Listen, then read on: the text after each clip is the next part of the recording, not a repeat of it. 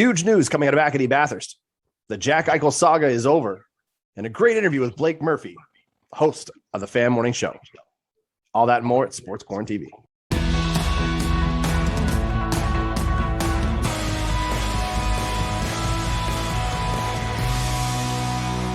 What's up, everybody? Welcome to another episode of Sports QuaranTV. Chris Dobson, not Gerry Green. Very excited. We've got a special guest in-house today, the host of the London Wildcats podcast, Adam Lund, joining. Adam, thanks so much for doing this, brother. I know I kind of called an audible in the last minute, so I appreciate you being able to step in and help you out.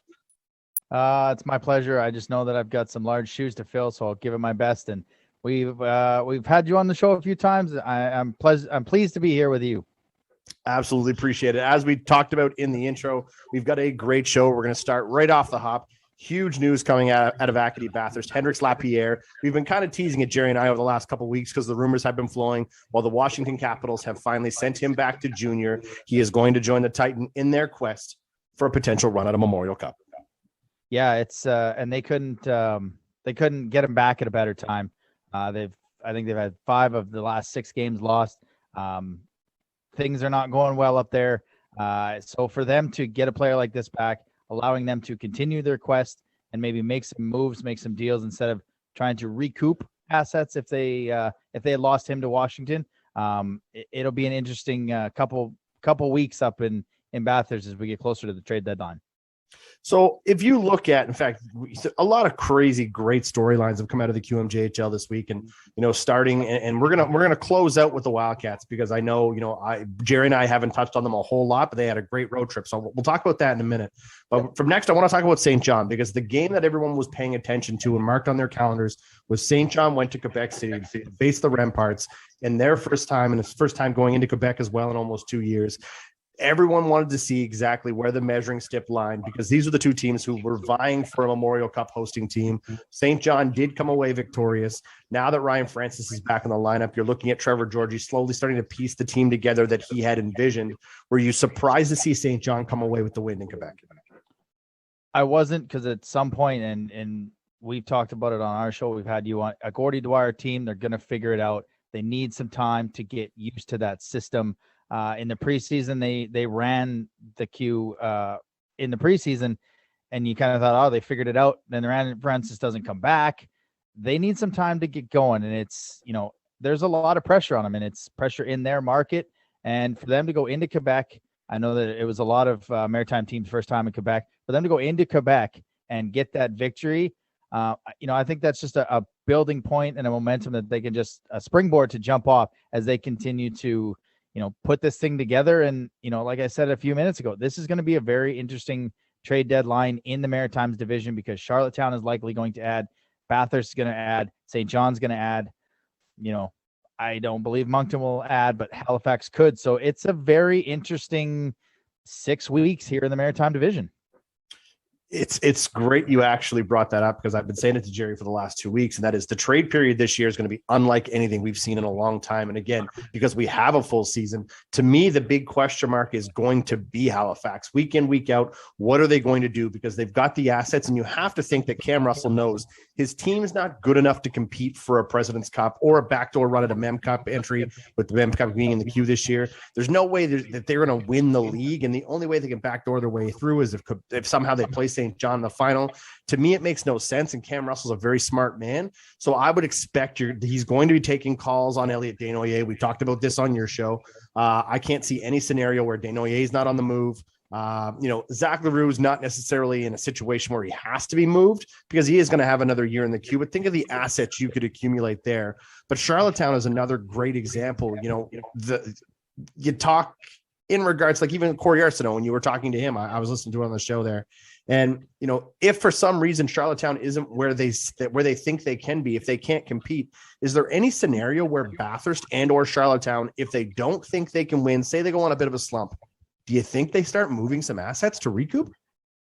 And that's what I asked Corey. They've got enough assets to move to recoup if things don't go well. And it's a very tough decision that Jim Holton will have to put in because they kind of built this team 2 years of a build, and they went out and got Xavier Simoneau.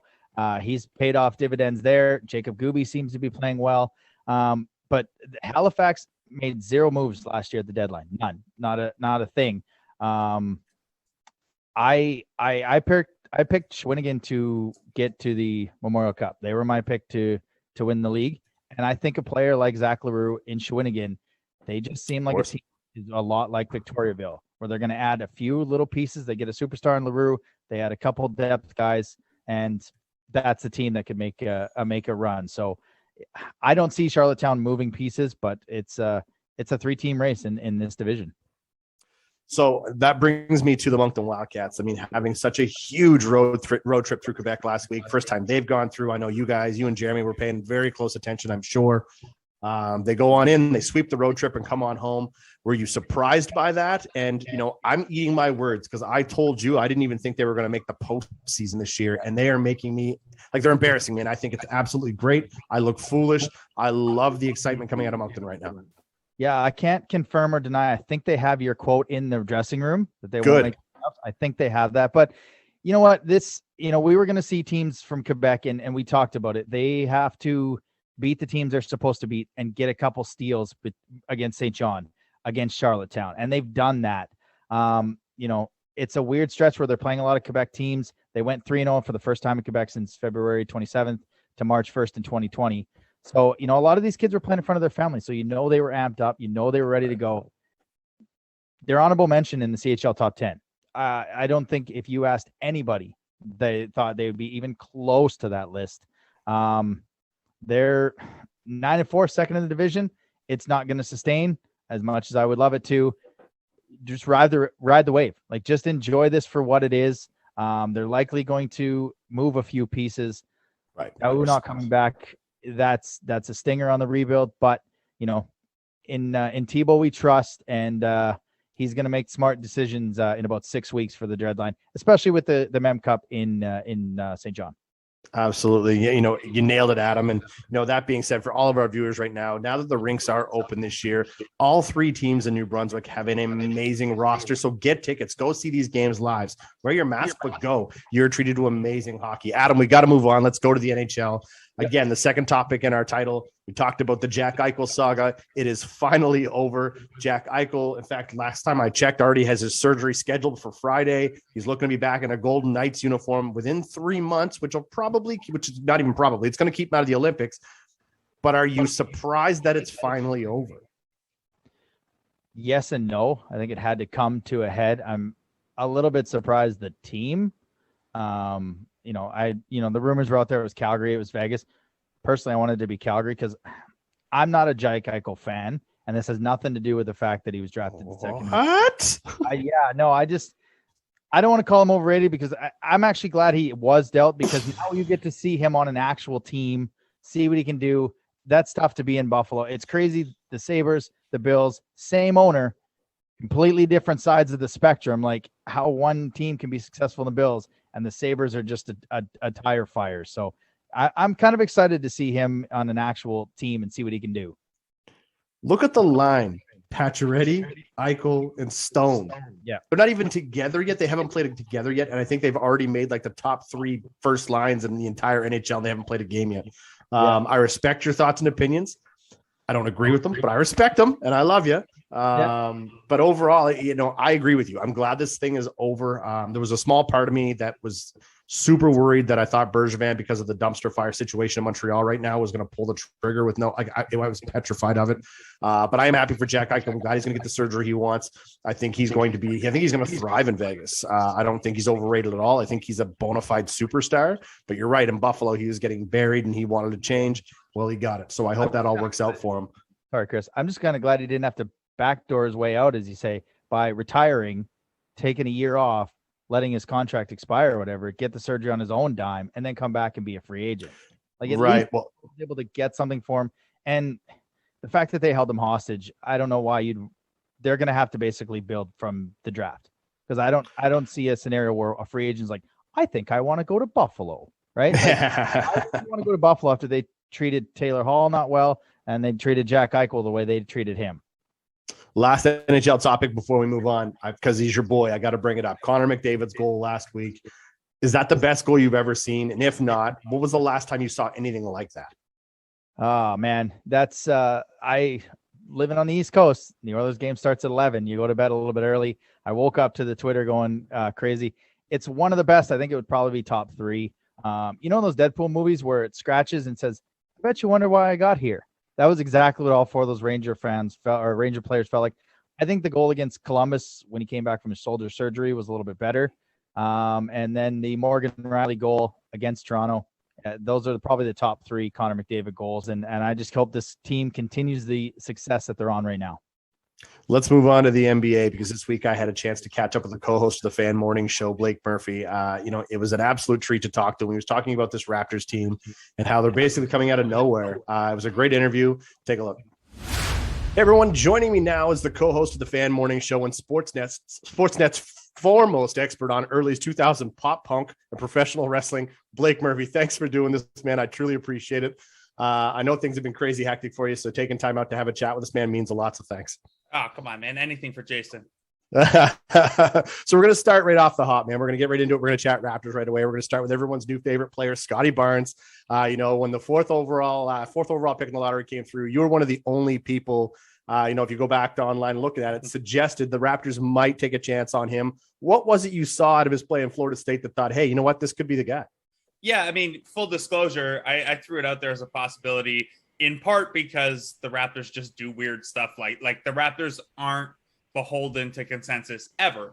So that was a part of it. And then a part of it was also every mock draft that was going up had the exact same top 4. And I was like, part of me was like, well, I would like to see how this shakes out if the Raptors were to go with Barnes at number 4. And part of what I wanted to see was, okay, would one of our writers from another beat be like, hey, I would have traded up in that scenario. So basically I was trying to bait our Orlando Magic writer into giving me 5 and 8 for number 4 in the mock draft. And when he didn't, I couldn't let him call my bluff. So I went Barnes, and then everyone freaked out. And then in diving into that a little more and talking to people around the team, the sense that I got was like, oh no, you weren't that far off. Like it's totally possible. And I think, everyone kind of framed this as a 4-player draft at the top. And I think the Raptors saw it a little bit more as a top 3 and then a 4-5. And that's where there was room for Barnes to hop Suggs, where maybe he didn't have a chance of hopping an Evan Mobley. He had a chance to move past Suggs. Wow. Okay, perfect. I'm glad we could refer that now, because we talked to some of our viewers before, and when you were going back and looking at how Blake had handled the Scotty Barnes conversation, a lot of people were fired up about it. But it's also a huge year of expectations for OG Anunoby. I mean, what does peak OG look like, and do you think this is something he can keep up on a consistent basis? Yeah, I think peak OG probably looks somewhere between what we've seen so far this year and what we've seen last year, and I don't mean that he can't match this same level of scoring, but as his usage rate has jumped from about 19% to about 24%, and that's what share of the offense he has when he's on the floor, there's a trade-off generally between efficiency and usage, where the more possessions you're using, the harder it is to maintain efficiency, both because of fatigue and defensive attention and who's guarding you and things, and what type of shots make up that usage, because you're not getting 24% of the offense, on dunks and transitions. So his efficiency has come down as that usage has gone up. I think it's in a way you're okay with. You're happy with it developmentally and what he's showing skill wise. But I think Pascal Siakam being back and Scotty Barnes being as good as he has out of the gate, we'll see OG maybe find some middle ground between where he was toward the end of last year and where he's been so far this year. And that's maybe a guy who's, you can rely on for 15 a night, and sometimes he's going to give you 25. And I think the most important thing is that that efficiency is going to come back up a little bit. Well, speaking of guys, the Raptors are going to have to rely on, there's a lot of added pressure on Fred VanVleet this year with, of course, Kyle Lowry moving on, Fred leading the league in minutes played. Is there any concern that they're putting too much on Fred's plate? Yeah. So I'm always super conservative with this stuff, and to the point that it's a bit of a running bit sometimes that, of course I'm worried. And the thing that I've had to qualify everything with now is minutes played is only one piece of data that we get. And the team has way more in terms of what's the practice workload look like? What's the shoot around workload look like? What are our physical tests, our sports science staff telling us about sleep and recovery and all that stuff. Having said all that, minutes is the only piece of data we have to go by. So anytime you're leading the league in it, especially when you are a 6-foot point guard who has a history of at least minor bumps and bruises that he's often been able to play through, but sometimes hasn't. Yeah, it's a concern. And I think it's, it's additionally a concern because it, to me, is a bit of a vote of no confidence in Malachi Flynn as well. I know Delano Banton has handled a lot of the backup point guard duties, and Scotty Barnes has done it a little bit. But Fred VanVleet leading the league in minutes is at least a partial nod to, we don't trust Malachi Flynn to run the second unit. And that's a bit of a problem when you look at how this roster and how this rotation's been built. So definitely something to keep an eye on. And I think, VanVleet's going to be toward the top of the league anyway. Him and Siakam have both, I think, been in the top 10 in minutes per game over the last 3 seasons. So we'll see them up there. But, there's big difference in my head between 34-35 and 38-39. You're bang on. A couple minutes ago, too, you were talking about the return of Pascal Siakam coming into this lineup, but now that he is back, between the back surgery, the trade rumors, some fans being a little down on his play, do you think that people may have forgotten just how good Pascal Siakam is?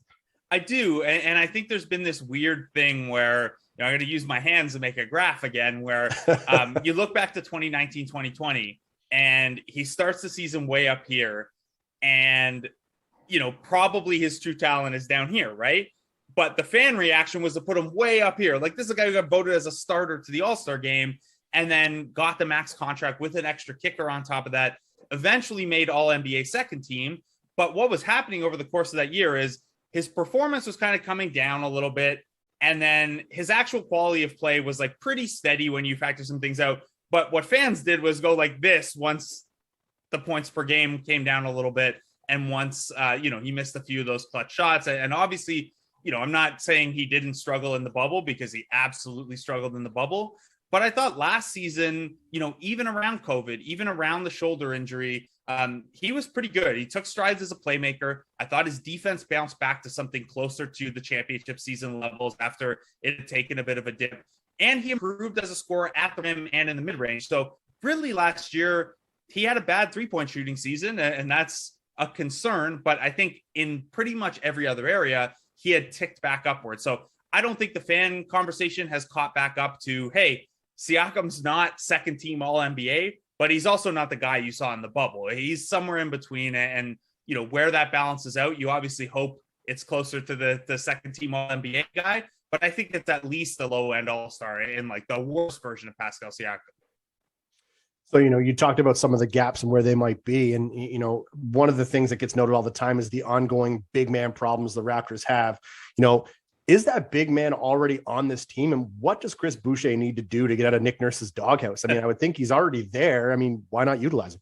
Yeah. So, big man is an interesting term. So we'll say big man in terms of, do you normally play center? Because the Raptors don't have anyone over 6'9". There is no, that's a big man to me and you. There's no NBA sized big man coming through that door. Even Kem Birch, who is, their most nominally like bulky center, is 6'9". Precious Achua, who has some good size and bounce, is 6'9". Chris Boucher is 6 foot, depending on where he's listed, 6'8", 6'9". So, Boucher is a guy who I think they've maybe given up on him being a center with any sort of large minutes. I think they see him more as a 4, and they like the way he plays next to a Kem Birch or a Precious Achua. For small minutes, sure, he can be there, but his actual defense has never quite been as good as his blocks per game might suggest. He's not super strong inside, obviously, and then he doesn't, he's not always the best decision maker defensively in terms of when to gamble, when to jump to protect the rim, those kind of things. So I think for him, the key part is, can you buy into this third big in the rotation role and be the first big off the bench and bring that energy and stuff? And I think, it's there. We saw what that looks like last year. He averaged over 20 minutes a game. He was very, very effective in that role. And I don't know if so far this year it's just a little bit of discomfort with who he's playing with, or having missed training camp with the finger injury, but he's certainly not the guy he was last year so far this year. And honestly, I hate to do this so early in the year, but I think that there's at least warrants watching it if Boucher ends up on the trade block between now and February 10th, because he is on the older end. He's the third oldest player on the team, even though he still feels a little bit like a prospect, and he's about to be a unrestricted free agent with a really affordable salary. So if the Raptors are in that area of, hey, we're probably going to grab a play-in spot, but we're probably not going to threaten to win a playoff series, Boucher's a guy I think a more contending team might be able to poach. Yeah, fantastic. Wow. Okay, great. I was to say I went a little too detailed. I was thinking I was waiting, and it was absolutely perfect. Blake, last thing I want to ask you before I let you go. Before the season started, I mean, obviously there was a lot of speculation as to how this Raptors team was going to perform. There was a lot of question marks out there. What were your expectations for this season? And, now that, again, it's still early in the season, but overall, have your thoughts changed in a good or bad way? My thoughts haven't changed a ton. I picked them to finish 41-41 heading into the year, which is like the absolute most cop-out choice you can make, other than I think the only thing that's more of a cop-out than that is 42-40, because then you could say over 500, but really it's the same record with a lucky bounce here or there. But I actually think they're about a 500 team. And why I think that is, I think this group has the potential to be a top 10 defense. I think they'll lead the league in forced turnovers. They've done a better job so far of defensive rebounding than we maybe anticipated. And what forcing all those turnovers and being a good defense allows you to do is get a big share of your offense in transition. It's easier to score in transition. League-wide, your points per possession is higher. The Raptors have a lot of weapons who are just good transition players like Barnes, Anunoby, Siakam, even Van Vliet as kind of a guy who can fly around and get threes. So you put those things together, and that's the foundation of how you're going to win games. Now, why you're not going to win more is that your half-court offense probably projects as average at best. And when we come down to the last minute or two of a close game, that's where, the Raptors last year, certainly, and the way it looks for this year, we only really have one game to judge that on, the Cleveland Cavaliers game from Friday, where they lost by 1 point. I don't know how functional it's all going to be late in close games. So you put all that together and you factor in that, hey, they're a young team, so there are probably going to be some bumps for an Achua, bumps for a Barnes, bumps for a lot of guys, but whether it's Delano Banton or Malachi Flynn in the second unit, there will be bumps. So you put all that together, and I think 500 and, playing in that East play-in game as one of the 7 to 10 seeds. And I think I'd pick them to finish on the 7-8 end of that. I think that's probably where they're going to be. And I haven't seen, obviously the start's been encouraging and fun, but I'm not ready to move too far off of that yet. Blake, I want to thank you for this insight. It's been an absolute pleasure, my friend, joining us again. It's the co-host of the Fan Morning Show, Blake Murphy. Blake, thanks for doing this. Great insight on the Raptors. We appreciate it, man. Hope we get to chat again real soon. Thanks for having me on. And quickly, what is the Habs jersey in the background there? Alexander Romanov. 27. Pardon me? Alexander Romanov. Perfect. Yeah. And it's signed too. Yeah. Just like the Kobe jersey down there too, bud. Prize possession. I can't see that one either. So a little below, autographed Kobe jersey. Prize possession. Great on, Blake. Well, thanks for having me on, Chris. Nice to meet you. Absolute great interview. Would love it anytime I get the opportunity to hear and talk about the Raptors. I mean, again, they're super exciting to do, but we got to move on to baseball. Big news coming into Major League Baseball. The Cy Young Award finalists and the MVP finalists have been announced, Adam. As far as the shocks, I was looking at the list. So you got Corbin Burns, the Brewers, Max Scherzer, the Dodgers, Zach Wheeler, the Phillies. Those are your NL Cy Young candidates. You got Garrett Cole from the Yankees, Lance Lynn from the White Sox, and Robbie Ray, of course, from the Blue Jays. They're your ALs. Were any of those nominees surprising to you?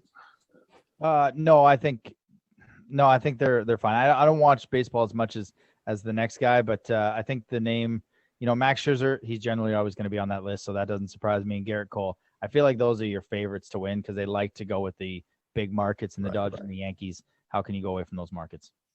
So, excuse me. So from an MVP perspective, some interesting stuff happening here because in the NL, you got Bryce Harper, the Phillies, Juan Soto, the Nationals, Fernando Tatis Jr., the Padres, and the National. But in the American League, this is where it gets awesome. Yes. Vladdy Guerrero Jr., the Blue Jays, Shohei Ohtani from the Angels. Everybody knew this was going to happen. It was going to be a 1-2 punch there.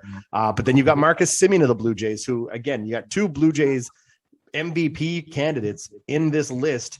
They got to be odds. The odds are with Jays fans right now. Everybody wins. Just a 3-way tie in the AL. In the NL, I would probably go Fernando Tatis. He got the Padres almost to the playoffs. He was dynamite all year long. But I probably won't make a lot of friends, but I think Ohtani, pitching, batting, I don't know how he's not the MVP. For me, Vladdy's going to have many years where he's going to be in this, but I think Ohtani for the Angels. And I fully agree with you. I think it's a bit of a different story if the Jays make the postseason, even though that shouldn't matter. I think it does matter, but I agree with you fully. I think Shohei Ohtani this year has shown something that has not been seen in Major League Baseball since Babe Ruth. The fact that he has done what he's done is absolutely remarkable. It's mind-blowing, actually, if you think about it. As a sports fan, as a baseball fan, now a lot of fiasco came through when the season was over, and he talked about possibly not wanting to play for a winning team, but we won't get into that. But overall, I agree with you. I think Shohei Ohtani is the MVP, but if not, you got two great guys who are side by side with him that will, either one is a win. Adam, it is our favorite time of the week. It is time for the wrap, where we hit quick topics and we give our thoughts and opinions on it real quick. We're starting right now. It's week 10 in the NFL. What are your thoughts on your Bucs so far? They're right where I thought they'd be, 6-2. Just stop beating ourselves. We'll be fine. The Rams, the Packers, they're going to be our biggest adversaries as we get into building on a rebuild. Home field is going to be key. Chris, one of the biggest quarterbacks in the league. He's been all over the news. Aaron Rodgers, what's the latest update on him? So the update is here. He has not been suspended, did not lose his deal with State Farm. He has been fined a little bit of money, which is probably, that amount of money that most people would make in like half a year. He'd find in his couch cushions. But overall, he did come out, release a statement that said, hey, you know what, guys? He didn't even say I'm sorry. He basically said, I'm sorry that you may have misunderstood what I said. Overall, it is a crazy fiasco because you are right. He is one of the best QBs in the history of the game. Last year's MVP. He's an absolute superstar. But overall, it's, I'll be curious to see how this whole thing plays out. The question is, will he play against the Seahawks? Who knows? Anyways, everyone's up in the air on that. Let's go to conversations about extended playoff formats in NCAA football. What's going on there? I'll keep it as quick as I can. Absolutely. Everybody loves the playoffs. Everybody loves expanded. They got 7,500 bowl games every year, 1 versus 8, 2 versus 7. Georgia, Cincinnati, they're both undefeated. It'd be a heck of a run to see expanded playoffs in the NCAA. Above your left shoulder, the man in the Blue Blanc Rouge, Crary Price, finally spoke out. He took some time off. Just give us your thoughts as the resident Habs fan. Absolutely must needed. Good on Carey Price to take the time he needed. He didn't owe anybody a darn thing, but he came out and explained what he did. He took a month off and worked in a local facility in regards to substance. Good for him and his family. He needed to do it. I hope it does absolutely great things and wonders for him and his family.